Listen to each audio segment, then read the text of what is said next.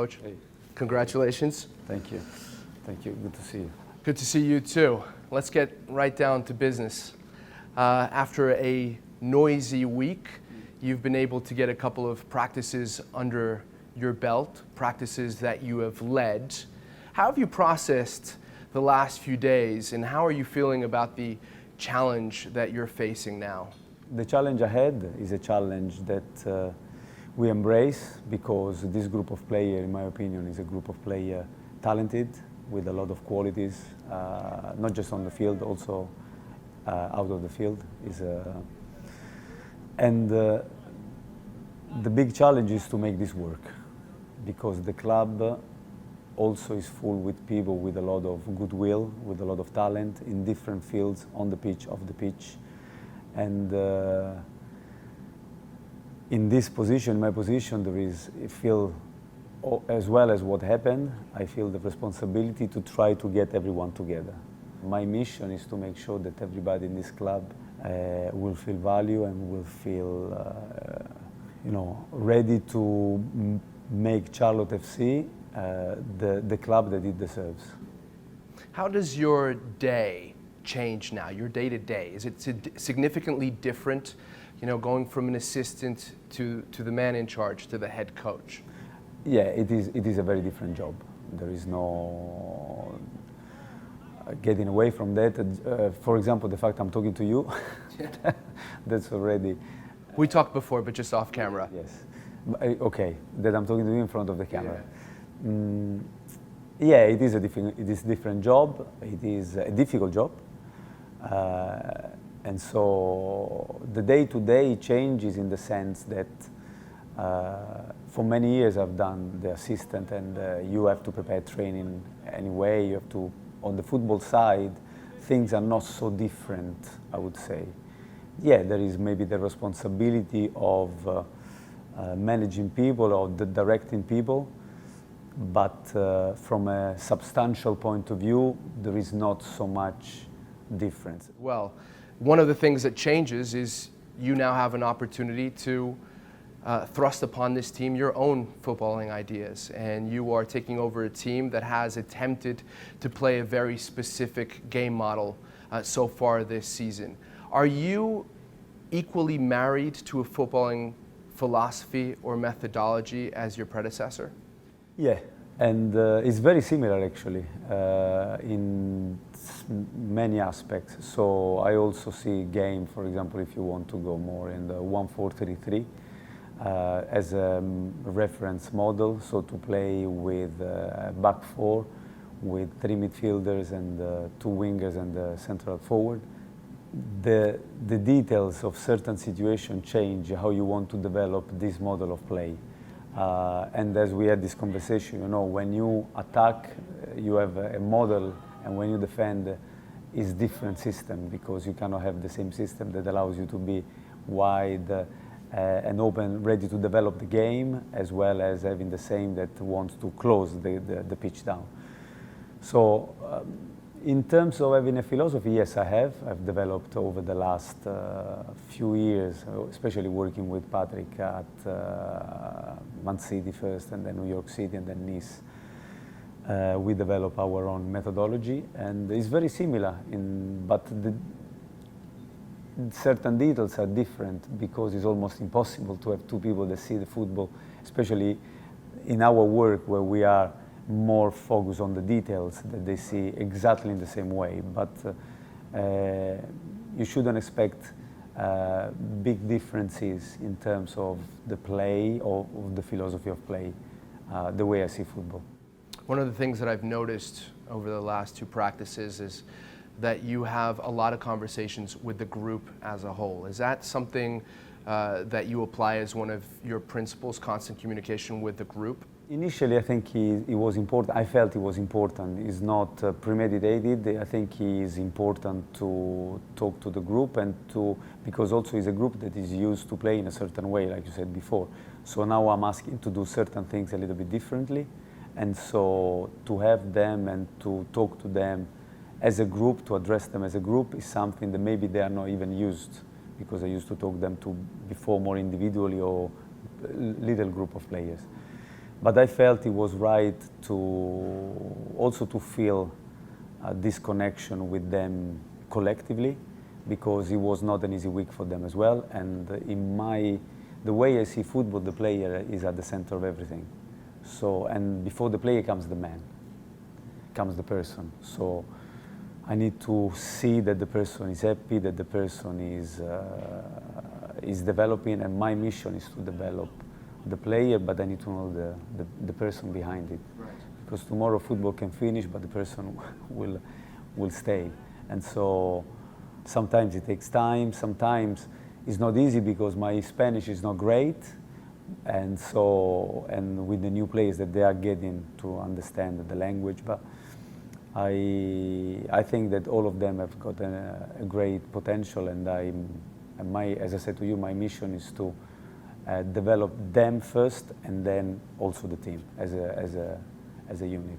To your point, I know that you've kept in touch with some of the former players that you have coached, some of whom have gone on to do some pretty incredible things. They did so when they were under your coaching as well. For people who don't know you, let's delve into your coaching past a little bit. You have worked with some highly successful managers, Fabio Capello with England, Gianfranco Zola with West Ham. You worked with Roberto Mancini, now the Italian national team coach, your compatriot at Man City, and most recently, as you mentioned, Patrick Vieira at City, at NYCFC, and at Nice.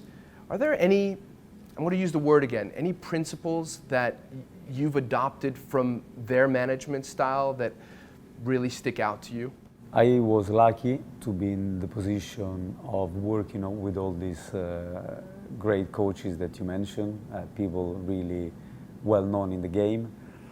I took everything, well, I took many things from all of them. Obviously, when I was a little bit less experienced at that level, you pick up many more things, then you gradually filter. But from all of them, I tried to learn as much as I could, from a way of managing a game, from a way of talking to the group, from a way to giving details of individual players in different positions. So I was lucky in that respect, that I could see not only great coaches at work, but also great players. And so to see what kind of intensity, what kind of quality, what kind of commitment these guys have at the highest level. So that was a lesson on a daily basis, at least until I worked with Roberto Mancini at Man City, and then after I started to collaborate with Patrick closer.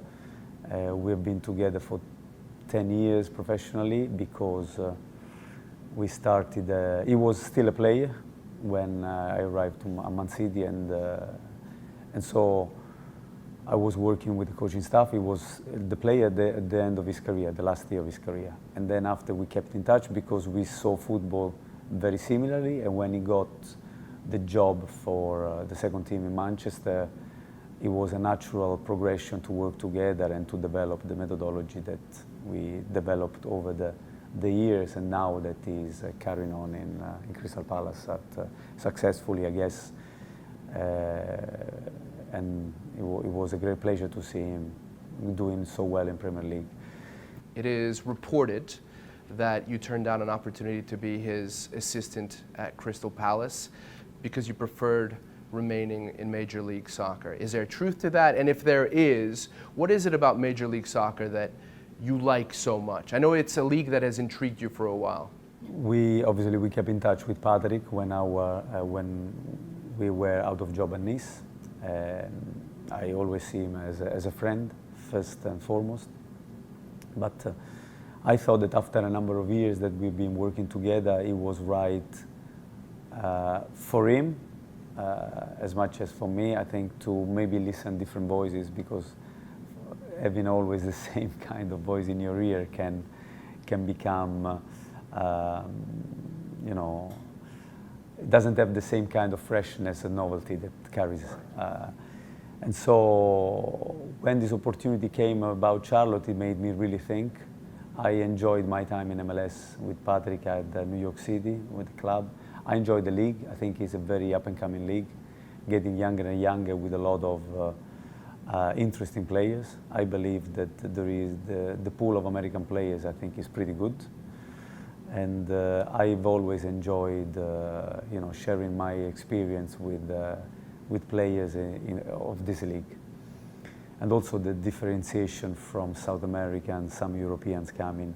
And I can see that this league is growing really at a fast pace. So because of that and because of the people I got in touch at Charlotte and the club and the project, for me, it was an opportunity that I liked a lot. And I decided to accept the offer, and then, here I am. Here you are. Your familiarity with the league, do you think it's an advantage to your coaching now in the league? I think it helps. I think it helps because this is something that we spoke initially even with Pat when we arrived in the US. The ability to adapt is very important for a coach. Not just adapt in the football sense, but also in the more generic sense. You have to adapt to different culture, to a different lifestyle. Here, for example, you have a national league that on continental dimension. So it's like, if you would put it in context, you play at home in Rome and then you play away in Moscow, which is something that maybe happen in Champions League, but here it happens on a weekly basis. Right. And so this is something that has to be taken into consideration. We don't have these kind of challenges in Europe. So so that can help, the fact that I've been through that in the past. But we always thought that adaptation is vital, and you have to adapt. You cannot expect that you come to a country, to a culture, and you want to change the environment. You can change certain things gradually, but the environment is always stronger, I believe, than the individual. And so the ability to understand and to be humble and to try to understand what is around you, what things are important to the people around you, that will facilitate the work. So yes, having this experience is important, and also football-wise, because